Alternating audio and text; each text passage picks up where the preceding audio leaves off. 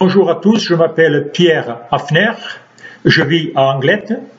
Par contre, j'ai vécu ces 25 dernières années en Russie.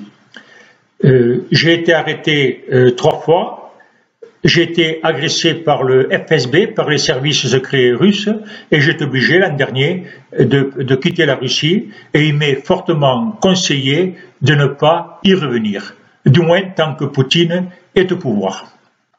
Nous allons examiner ce qui va se passer, l'actualité d'ici 15 jours. Il y aura à Paris les commémorations de l'armistice de la Première Guerre mondiale. Ce sera le 11 novembre 2018. Alors, la Première Guerre mondiale a fait 1 600 000 victimes en France, pour la plupart des jeunes dans la force de l'âge qui ne voulaient que vivre, et 10 000 millions de personnes, puisque ça a été une guerre mondiale qui a ravagé l'Europe, essentiellement. Il y aura ces commémorations. Je ferme. Il y aura ces commémorations, et je me rappelle, lorsque j'étais plus jeune, on nous amenait, les enfants des écoles, le 11 novembre, on allait devant le monument aux morts et on observait 1 minute de silence. Effectivement, on était jeunes, on ne comprenait pas exactement ce qui s'est passé.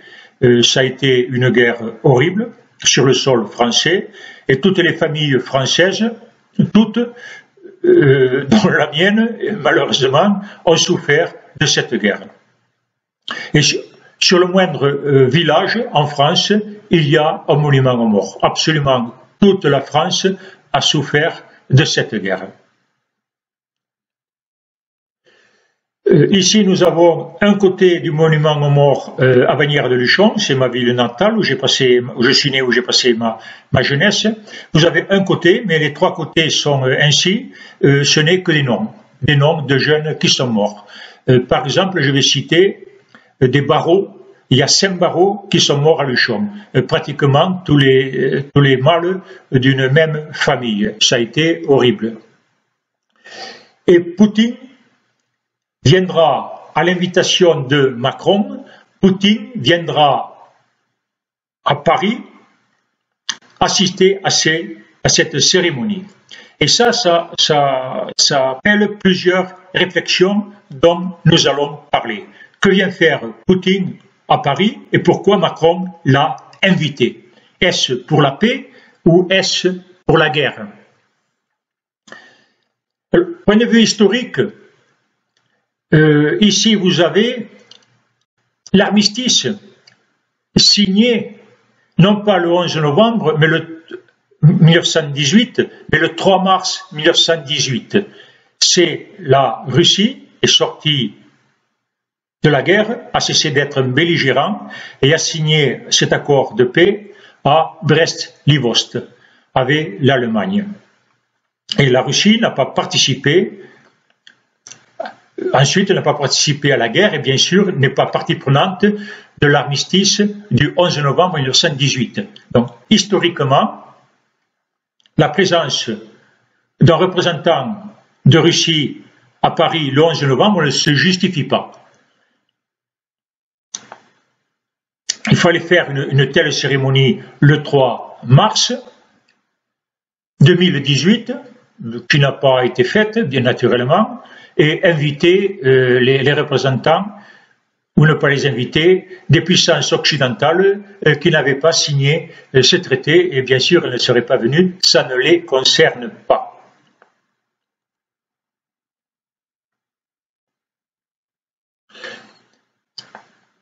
La Russie est sortie le 3 mars, mais en fait, les hostilités avaient commencé plus tôt, parce que la Russie a cessé de faire des offensives sur le front de l'Est. Alors, il y a l'agent allemand, Lénine, qui a été transféré de Suisse en Russie par les services secrets allemands. Et arrivé en Russie, Lénine a fait la révolution et la première chose qu'il a fait, c'est sortir la Russie de la guerre. Pour en faire d'autres. Mais il a sorti, la Russie a cessé d'être un belligérant de la Première Guerre mondiale, officiellement le 3 mars 1918, en réalité beaucoup plus tôt. Et en France, il s'est produit en fait deux batailles de la Marne. Une en 1914, quand les Allemands nous ont envahis. Ils ont manqué prendre Paris, puisque les armées dirigées par von Kluck sont arrivées jusque sur la Marne. Et là, un général, Gallieni, commandant la garnison de Paris, a réquisitionné les taxis et a envoyé les taxis, qu'on appelle maintenant les taxis de la Marne, sauver Paris. Ça a été la première bataille de la Marne en 1914. Mais il y a eu une deuxième bataille de la Marne en 1918, parce que les mêmes choses se sont reproduites. Pour les raisons suivantes, c'est que l'Allemagne a pu dégager ses troupes du front de l'Est, où il n'y avait plus d'hostilité, et les rapatrier sur le front occidental, et à nouveau faire une offensive tentative de prendre Paris. Et donc nous avons eu deux batailles de la Marne, la première en 1914 et la deuxième en 1918. La deuxième est due au retrait russe de la guerre. En fait, l'Allemagne avait intérêt à finir la guerre victorieusement, bien sûr, rapidement, parce qu'en 1917, les États-Unis sont rentrés dans la guerre, et la puissance américaine, il fallait l'amener en France, ça prend du temps, et l'Allemagne devait gagner la guerre avant que les troupes des États-Unis s'installent définitivement sur le sol français et soient capables de combattre. Donc cette bataille de la Marne, la deuxième, a été décisive, et effectivement, une fois que l'Allemagne a perdu cette bataille, elle n'avait plus l'espoir de gagner la guerre, et en novembre, il y a eu l'armistice. Et cette deuxième bataille de la Marne est due au retrait russe. La Russie n'a pas participé à l'armistice de 1918. Et à mon avis, historiquement, Poutine n'a rien à faire là.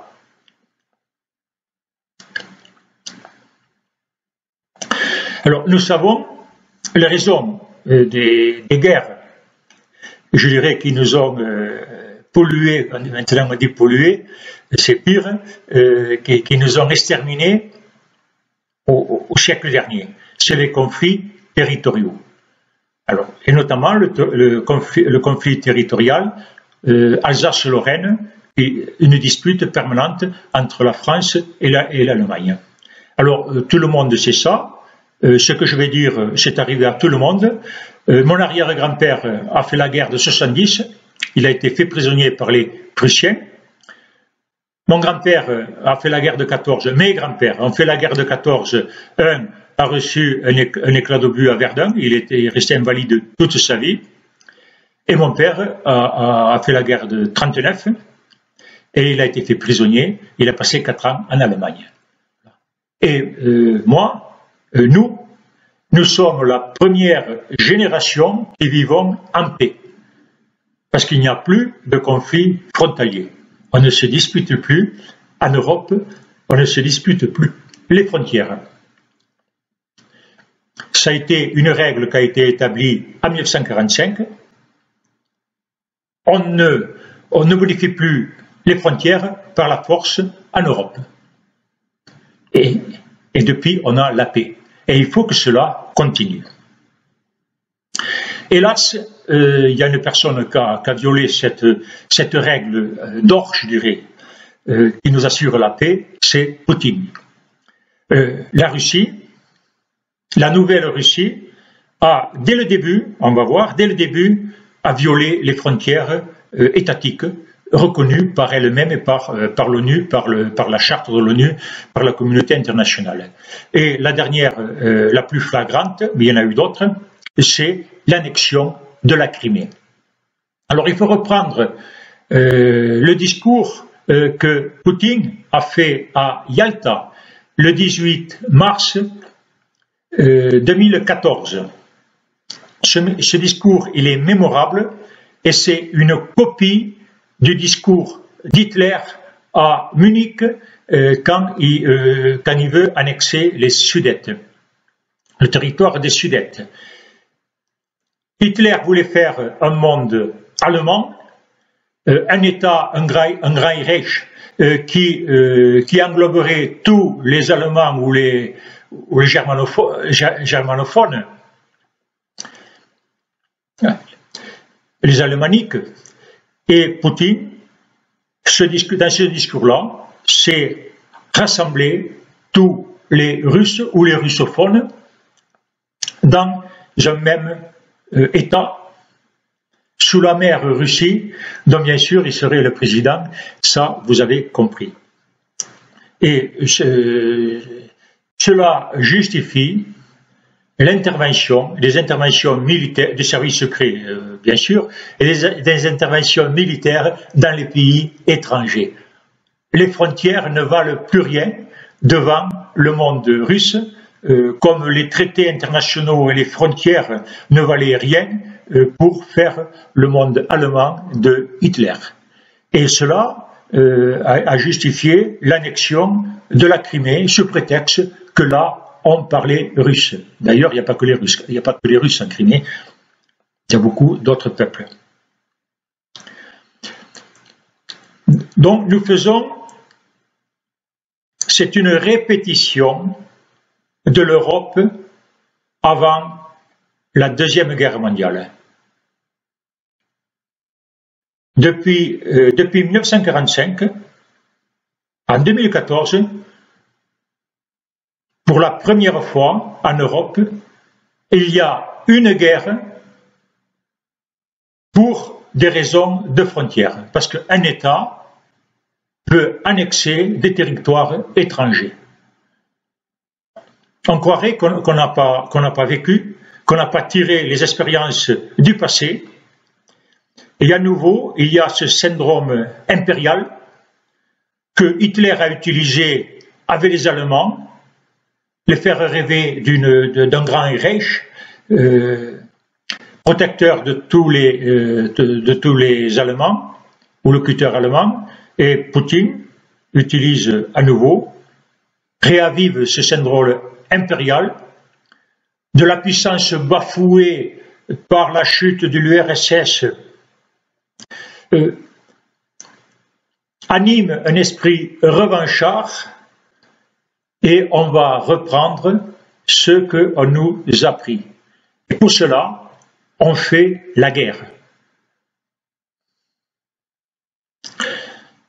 Le monde russe que voulait faire Poutine, donc il a annexé la Crimée, et ensuite ça a été la Novorossia. C'est annexer toutes les zones jugées russophones du Donbass à Odessa. Ce projet, il a capoté, d'abord parce qu'il n'y a pas beaucoup de monde qui veut vivre en Russie, en premier lieu par les Russes qui fuient la Russie. Il y a un exode massif de Russie de la jeunesse, des oligarques et de leurs familles. Tous les enfants des oligarques et des dirigeants russes vivent à l'étranger. Alors, je vais faire une petite parenthèse quand même. Si vous prenez la fille de Staline, elle est partie. Si vous venez les descendants de Khrouchtchev, ils sont aux États-Unis. Les descendants de Brejnev, ils sont aux États-Unis. La fille de Gorbatchev, elle est en Angleterre. Ça, c'est les dirigeants passés. Les descendants de Andropov, ils sont à l'étranger. Alors, leurs ancêtres étaient des dirigeants de Russie et leurs enfants quittent la Russie. Il y a quand même un petit problème. Et ensuite, ce sont les oligarques actuels. Je vais citer ce cas, par exemple. La femme d'Abramovitch, elle est allée accoucher aux États-Unis pour que l'enfant ait la nationalité des États-Unis. La fille de Biarritz, elle est à côté de chez moi. Sa mère, elle est également à côté de chez moi, à Biarritz, ils sont, etc., etc. Nous avons le Londongrad, vous les avez en Suisse, vous les avez à Monaco. Bon, on va pas faire la liste maintenant, mais les gens ne veulent pas être russes.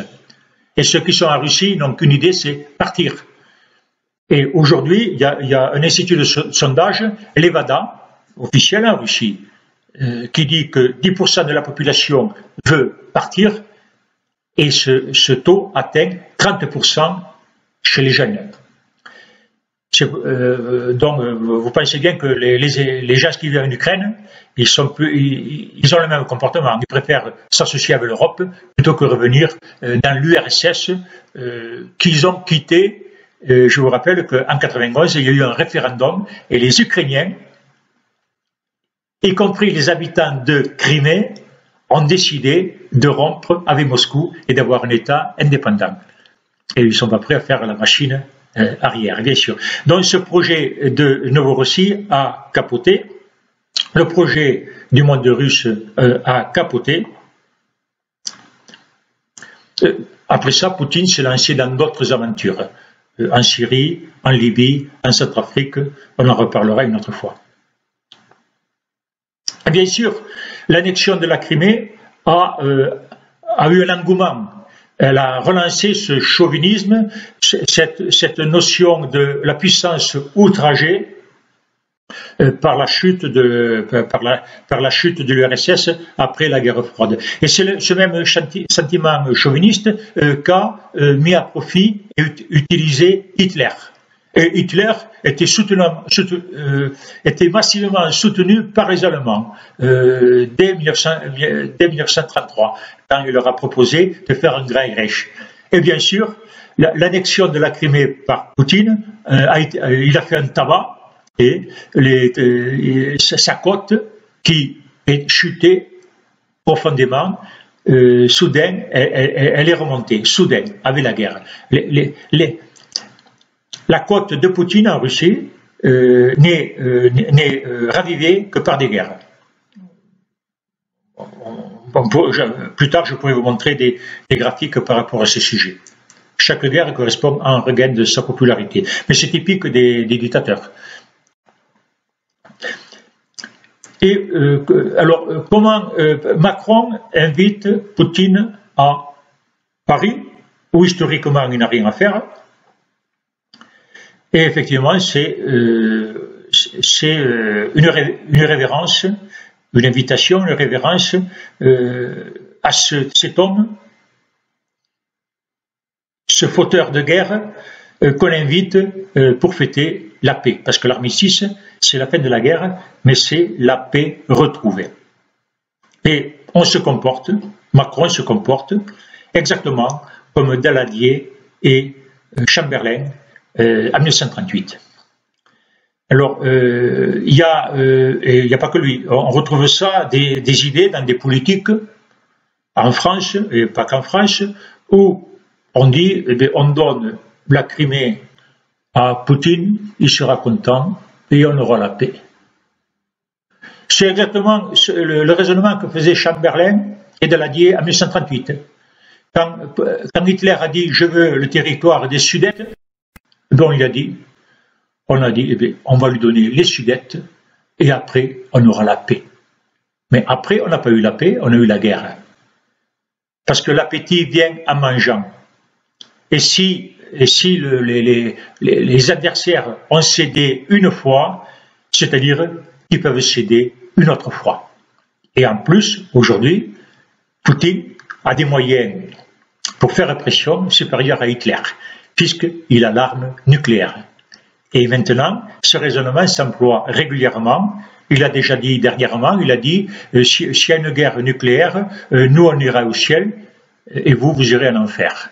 Et cette rhétorique, on peut tout se permettre parce qu'on a l'armement nucléaire, elle se répète constamment. On pourra faire une émission là-dessus. Et l'appétit vient en mangeant. Et si on cède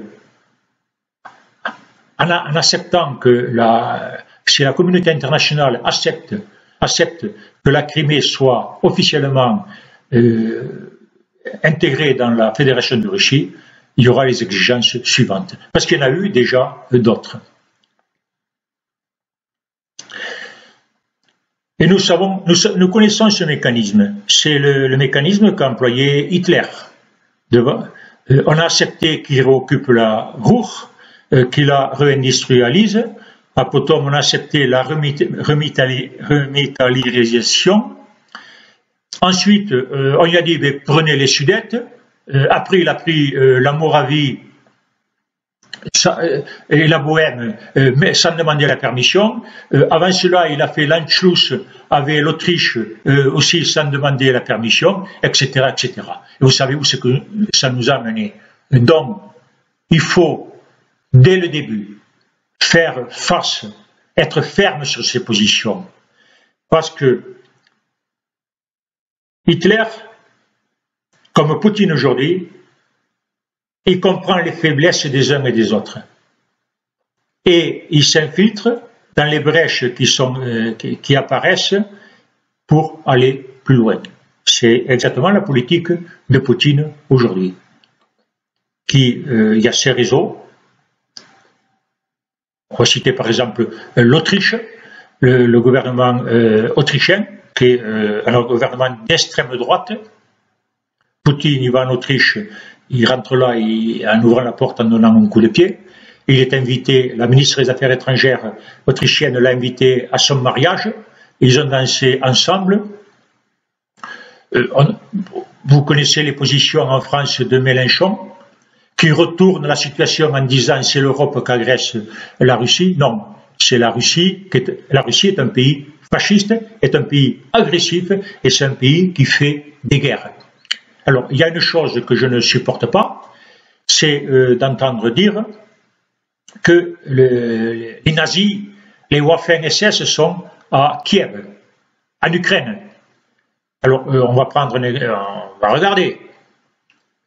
Depuis son indépendance, l'Ukraine n'a pas fait une guerre. Zéro.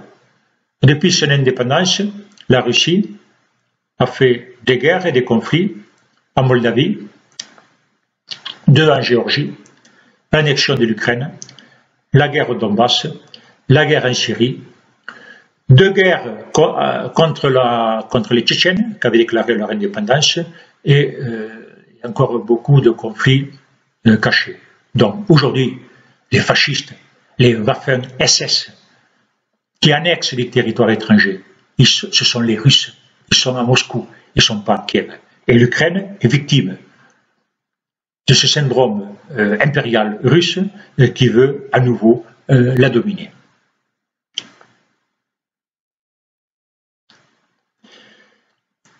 Et jusqu'à présent, nous avons l'armée russe qui participe directement au conflit du Donbass. Alors en France, tout cela est caché. Est caché par les médias qui sont soumis à la 5e colonne russe de Poutine en France.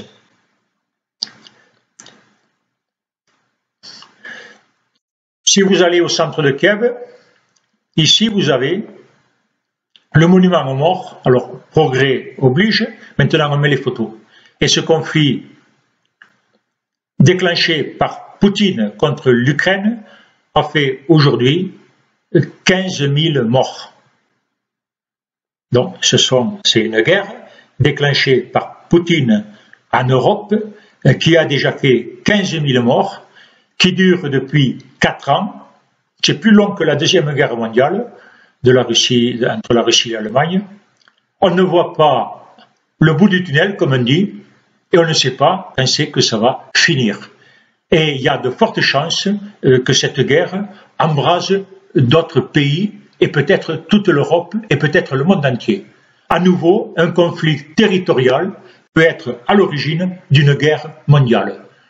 Personne ne pensait que lorsque le terroriste serbe a assassiné à Sarajevo l'archiduc d'Autriche, il ne pensait pas que ce coup de revolver aurait fait 10 millions de morts.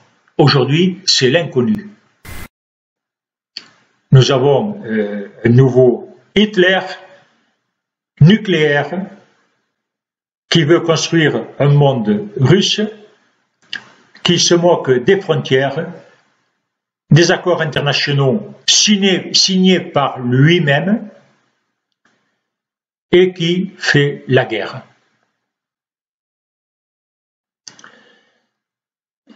Et nous avons à nouveau la politique de Staline. Il faut se rappeler que Staline a déporté la totalité des Tatars de Crimée en Asie centrale. C'était le 18 février 1944. Alors, en février, c'est l'hiver. Mais l'hiver en Russie et en Asie centrale, c'est pas l'hiver sur la Côte d'Azur. Ces gens-là ont eu demi-heure pour prendre leur affaire. On les a mis dans des wagons à bestiaux et on les a menés au Kazakhstan, en Ouzbékistan, où là, il n'y a rien. Là-bas, il y a la steppe. Il n'y a rien pour les accueillir. Un tiers des personnes sont mortes pendant les voyages. Et aujourd'hui, les Tatars de Crimée subissent à nouveau la répression de l'impérialisme russe, puisque toutes les organisations politiques et religieuses sont interdites, leurs membres sont condamnés jusqu'à 24 ans de prison.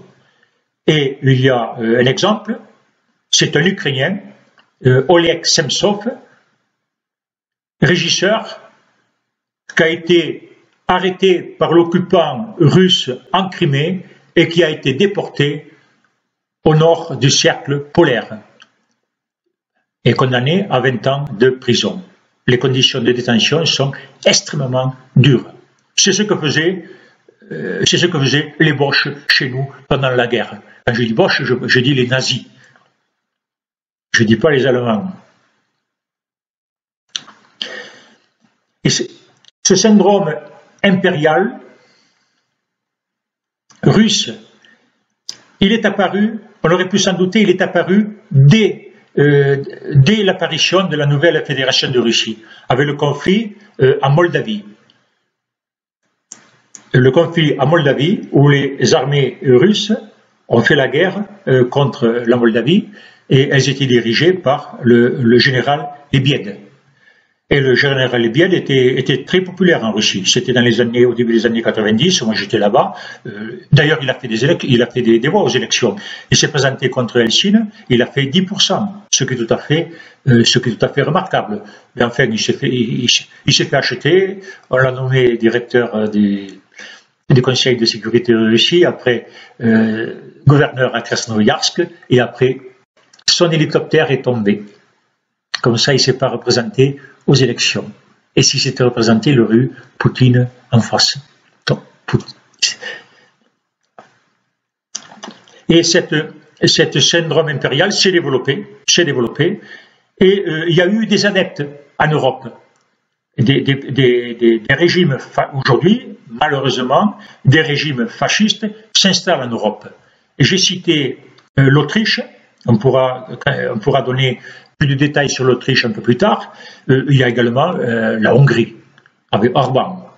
Et bien sûr, des revendications territoriales, ça conforte le pouvoir de Orban en Hongrie. Donc il ne faut pas se gêner. Et la Hongrie revendique des territoires dans les Carpates, des territoires ukrainiens dans les Carpates.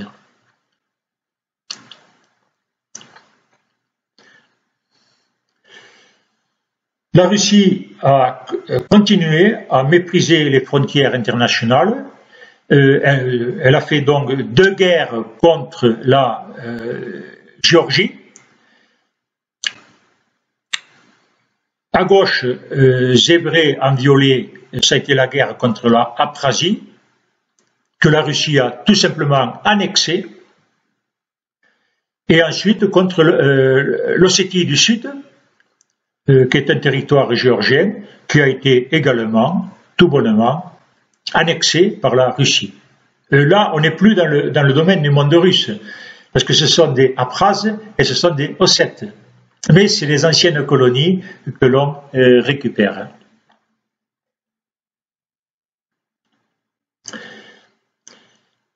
Et c'est un moyen de contrôler, d'une part, de contrôler la périphérie.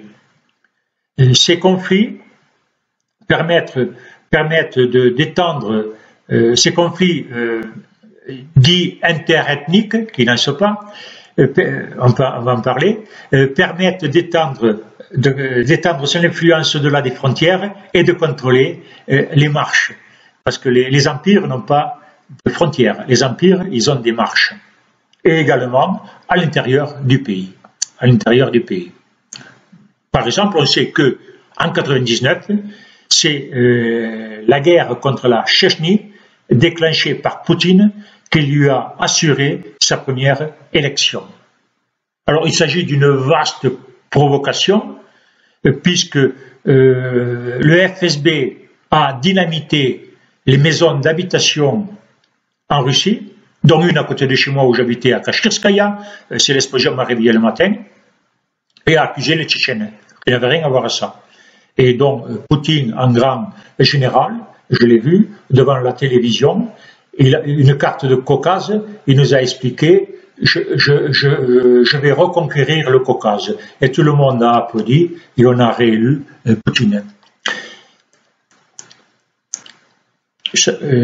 La guerre contre la Tchétchénie lui a servi à conserver le pouvoir, à prendre le pouvoir. Et en fait, au FSB, au KGB, de revenir au pouvoir, après en avoir été éliminé en 1992. Et aujourd'hui, on voit à nouveau apparaître des conflits locaux à l'intérieur de la Fédération de Russie. Alors, dernièrement, d'une manière tout à fait illégale, la Tchétchénie a annexé, la Tchétchénie est à droite donc, a annexé des territoires ingouches, les territoires qu'on voyait en rouge.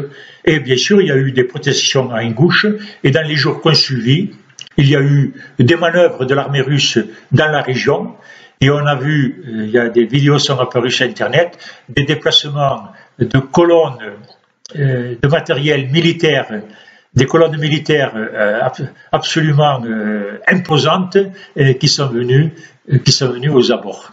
Et là, ce conflit est toujours latent. Mais enfin, là, les conflits à l'étranger, bon, ils essaient de contrôler avec le GRU, ils essaient de contrôler. Mais là, à l'intérieur de la Fédération de Russie, Moscou a toutes les cartes dans les mains. Alors, il y a plus ce qui est aberrant, c'est que les Ingouches et les Tchétchènes, c'est le même peuple. Ils s'appellent les Vaïnars. C'est un peuple du Caucase. Et actuellement, le Kremlin est en train à créer et utilise un conflit entre des gens qui sont du même peuple pour pouvoir contrôler le Caucase, qui est en train de lui échapper des mains. Et c'est les mêmes choses qui se passent dans tout le Caucase. Alors, dernièrement, il y a eu des événements dans la République Kabardino-Balkarskaya.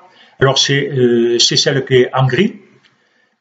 Et c'est un peu le comportement c'est surtout le comportement de l'impérialisme russe.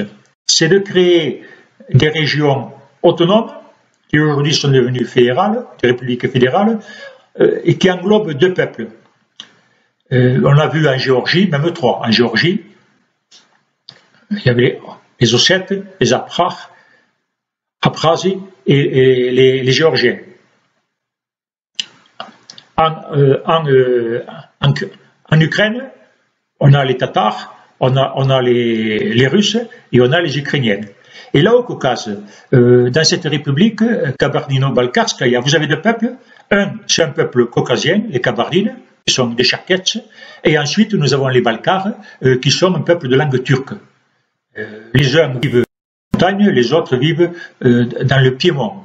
Voilà. Et aujourd'hui, il y a des contradictions entre ces ethnies, des contradictions historiques, parce qu'ils n'ont pas eu la même histoire. Dernièrement, ce qui s'est passé, c'est que les Kabardines, ils fêtaient une victoire sur les Turcs.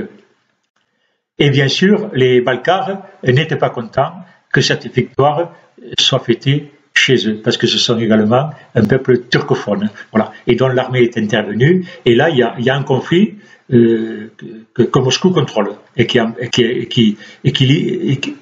ça permettra à Moscou de rester sur place.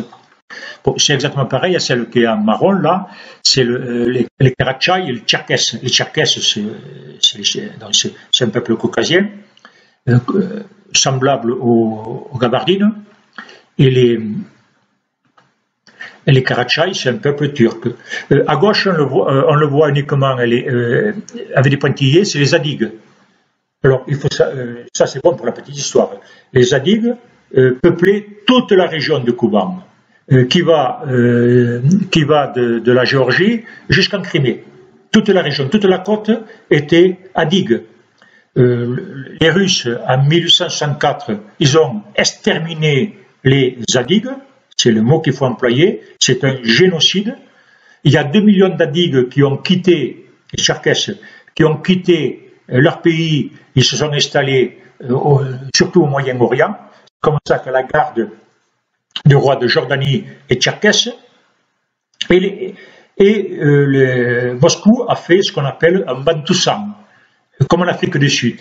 C'est-à-dire on a fait une région Adygue qui est à l'intérieur des terres et toute rabougrie, qui ne correspond pas du tout au territoire Adygue historique. Notamment, moi, je connais la région, j'ai des amis Adygues qui vivent sur la côte, notamment à Touapsé, c'est sur la côte. Mais par contre, c'est pas la République fédérale des Adygues. D'ailleurs, Touapsé, ça veut dire 2 rivières, c'est parce qu'il y a 2 rivières qui communiquent en Adygue. Nous avons donc le conflit dont on a parlé entre la Tchétchénie en bleu et l'Ingouchétie en blanc.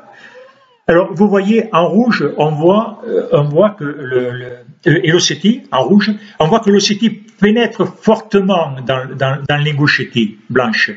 Alors, ce sont des annexions territoriales qui ont été faites sous l'époque soviétique. Des territoires ingouches ont été donnés à l'Ossétie. Et en 92, lorsqu'il y a eu l'indépendance, les Ingouches ont dit, on va tout simplement récupérer les territoires qui nous ont été volés sous l'ère soviétique.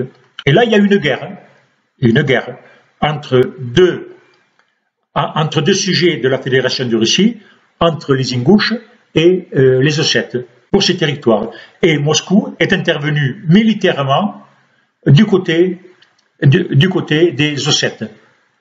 Et la frontière n'a pas été modifiée.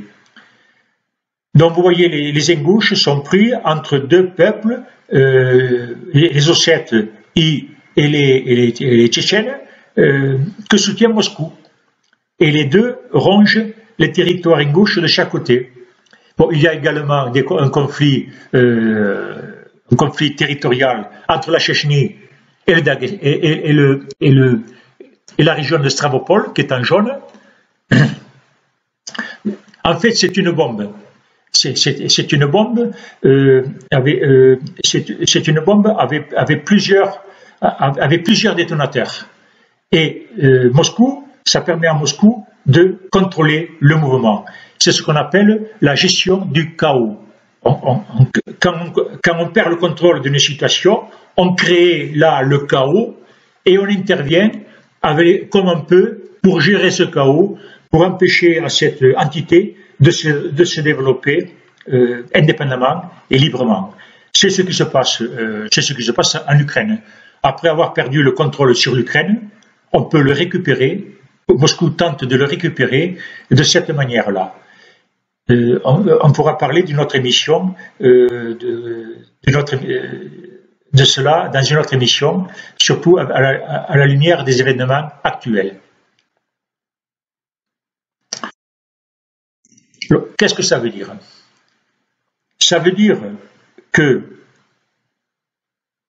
Moscou crée des conflits, mais n'en résout aucun.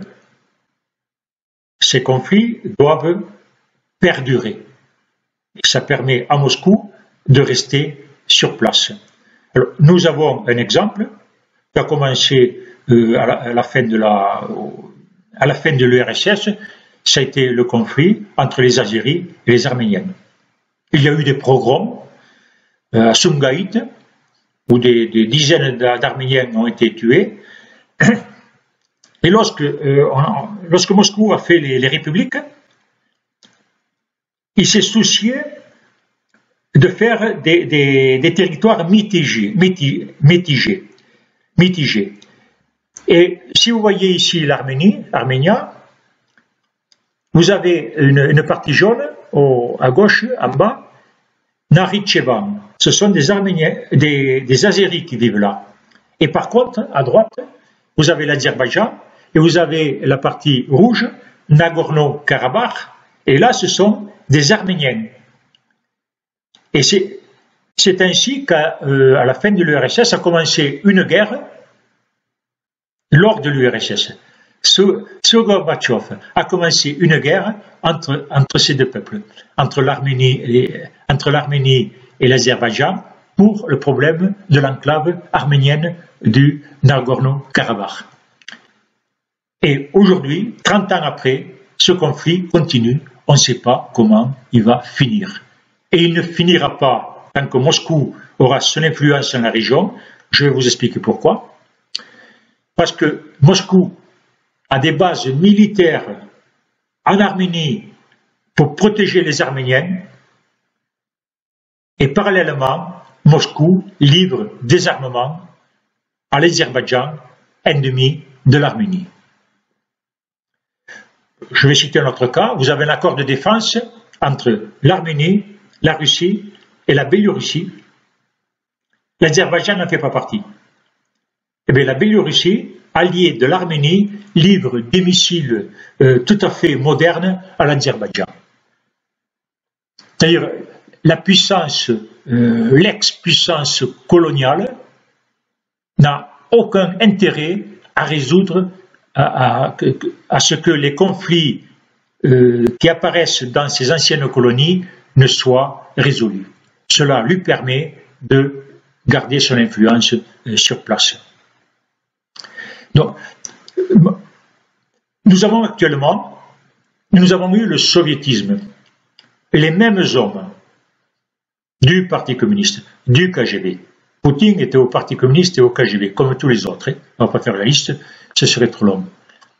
Ils continuent la même politique, et nous avions le soviétisme, nous avons aujourd'hui le néo-soviétisme. Et essentiellement, le pilier du pouvoir, c'est les services secrets et l'armée, tant à l'intérieur qu'à l'extérieur. Alors, les services secrets pour combattre la dissidence, je peux vous en parler. Moi, ils ont fait un attentat contre moi, et pas que contre moi, hein. Hélas. Donc, en Europe, depuis 1945, on ne modifie plus les frontières. Et cela nous a permis de vivre en paix. Et moi, je dis merci, au nom de ma génération. Parce que les 3 générations précédentes, mon père, mes grands-pères et mon arrière-grand-père, ont fait la guerre, chacun une guerre contre l'Allemagne. Et moi, on m'a foutu la paix. Et que ça continue. Et on n'invite pas les fauteurs de guerre à des armistices qui sont une fête pour la paix. Historiquement, Poutine n'a rien à faire à Paris le 11 novembre, mais déontologiquement, moralement, Poutine n'a rien à faire le jour de l'armistice en France. Il n'a rien à faire. Et Macron agit comme nos dirigeants avant la Deuxième Guerre mondiale. Il fait des courbettes, il envoie des invitations à l'agresseur. Et de cette manière-là, il encourage. Les guerres, quand elles sont déclenchées, c'est trop tard pour les arrêter. Il faut les arrêter avant. La nouvelle guerre en Europe, elle a déjà commencé. En Ukraine, en Moldavie, en Géorgie, l'annexion de la Crimée. Je viens de vous le citer. Et il est temps de réagir. Et on ne réagit pas en faisant une nouvelle courbette, en cédant à nouveau au dictateur, au nouveau Hitler. Alors Macron, il défend les intérêts des banquiers, et les guerres, les banquiers, ils aiment les guerres. Le commerce de l'argent, ça rapporte l'argent. Mais nous ne sommes pas les banquiers. Moi, personnellement, je condamne Macron d'avoir invité Poutine en France. C'est une forfaiture devant la paix. C'est une trahison de la paix. Les principes qui ont géré l'Europe, ces principes-là, je ne parle pas des autres, ce principe de l'inviolabilité des frontières qui ont géré l'Europe depuis 1945, ils nous ont assuré la paix, et je dis merci. Et il faut les prolonger. Et il faut être unis et intransigeants devant les dictateurs qui violent cette règle. Alors, le 11 novembre, j'irai à Paris. Et j'irai à Paris pour dire Poutine dehors. Poutine n'a rien à faire ici. Et Poutine doit être, s'il vient à Paris, il doit être arrêté pour crime contre la paix. Et je vous invite à aller à Paris et de dire Poutine dégage. Macron, tu nous as trahis. Tu as trahi la paix. Nous avons étudié l'histoire de France et nous en tirons les leçons. Nous ne voulons pas revivre ce que nos pères ont vécu. Je vous remercie bien.